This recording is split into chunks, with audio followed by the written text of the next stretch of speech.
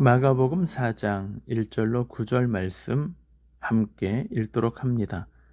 예수께서 다시 바닷가에서 가르치시니 큰 무리가 모여들거늘 예수께서 바다에 떠있는 배에 올라 앉으시고 온 무리는 바닷가 육지에 있더라.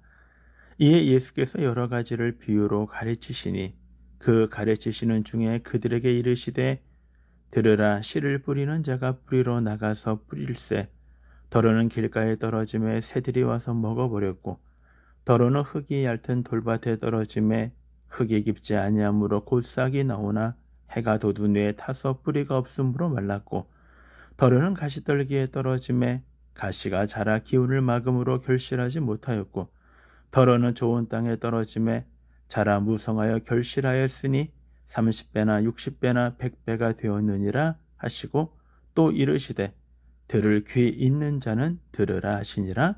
아멘. 가시밭에 뿌려진 씨라는 제목으로 아침 묵상 함께 말씀 나누도록 하겠습니다. 오늘은 씨 뿌리는 자의 비유의 세 번째 밭인 가시떨기에 씨가 떨어진 가시밭에 대한 이야기입니다. 오늘 본문의 말씀은 7절에서 이렇게 시작을 합니다. 더러는 가시떨기에 떨어짐에 가시가 자라 기운을 막음으로 결실하지 못하였고 라고 말씀하고 있습니다. 가시떨기 위에 씨가 떨어졌습니다. 그 가시떨기에 가시의 기운에 막혀 이 씨가 열매를 맺지 못하였다라고 말씀해 주고 있습니다. 그리고 이 가시밭에 대하여 예수님은 18절에 이렇게 해서 설명을 해 주고 계십니다. 또 어떤 이는 가시떨기에 뿌려진 자니 이들은 말씀은 듣기는 하되 세상의 염려와 재물의 유혹과 기타 욕심이 들어와 말씀을 막고 결실하지 못하게 되는 자요 라고 말씀해 주고 있습니다. 이 사람들은 말씀을 들었습니다. 그리고 그 말씀 앞에 반응도 했습니다. 그런데 이 말씀이 자라지 못하도록 하는 이 사람의 관심을 막고 있는 것이 있었다라는 것입니다. 한마디로 믿음 가운데 자라지 못하도록 막는 장애물이 이 사람에게 있었는데 예수님은 그것을 이렇게 말을 합니다.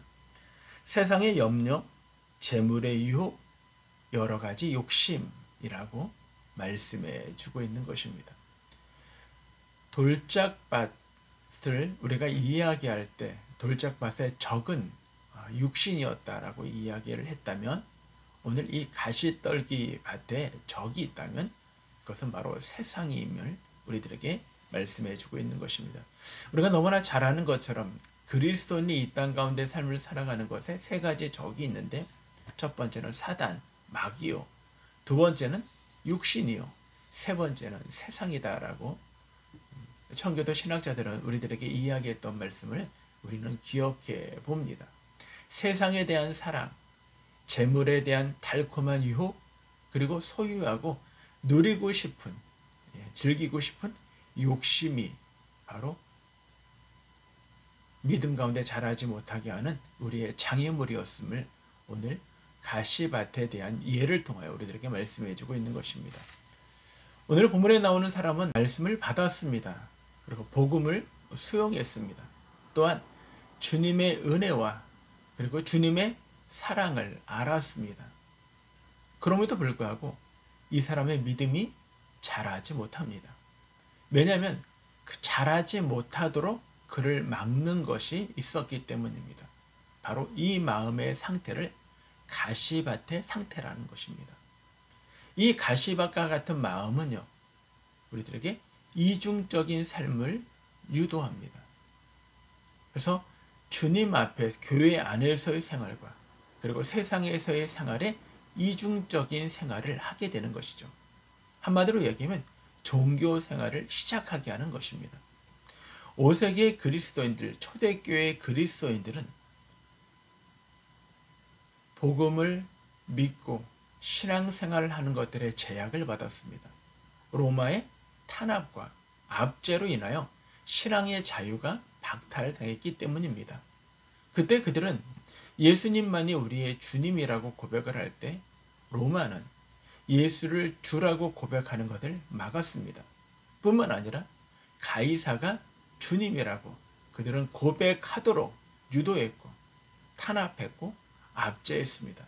그러나 믿는 사람들에게 있어서 오직 주님은 예수 그리스도 한 분밖에 없었던 것입니다. 그래서 그들은 가이사가 주님이라는 것을 고백하는 것을 거부한 겁니다. 거부하자 그들에게는 핍박과 박해와 그리고 채찍과 더 나아가 순교의 자리로 그들을 몰아갔던 것입니다. 어떤 사람들은 혹자들은 이렇게 이야기합니다. 너희가 살아야 된다고. 살기 위해서 교회에서는 예수 그리스도가 주라고 고백하고 그리고 세상에 나가서는 시저가 주님이라고 고백하라고. 그것이 모든 사람들이 다 그렇게 바라는 것이고 모든 사람이 다 그렇게 산다고 라고 유혹했습니다. 그러나 그리스도인들은 이것은 이중적인 삶이요 위선적인 삶이라고 이걸 거부하고 그들은 순교의 자리에 나아갔던 것입니다. 돈을 벌지 말라는 것이 아닙니다. 뿐만 아니라 즐기지 말라는 것도 아닙니다. 소유하지 말라는 것도 아닙니다. 그러나 왜? 라는 동기가 어디에 있는지는 우리는 생각해 보셔야 하는 것입니다. 여러분이 즐기고 여러분이 소유하고 여러분이 돈을 벌는 목적이 주님에게 있다면 그렇게 하십시오. 주님께 나아가기 위한 것이라면 그렇게 하십시오. 주님과 함께 신앙생활을 위한 것이라면 당연히 그렇게 하십시오. 그리고 그것이 주님의 영광을 위한 것이라면 그렇게 하십시오.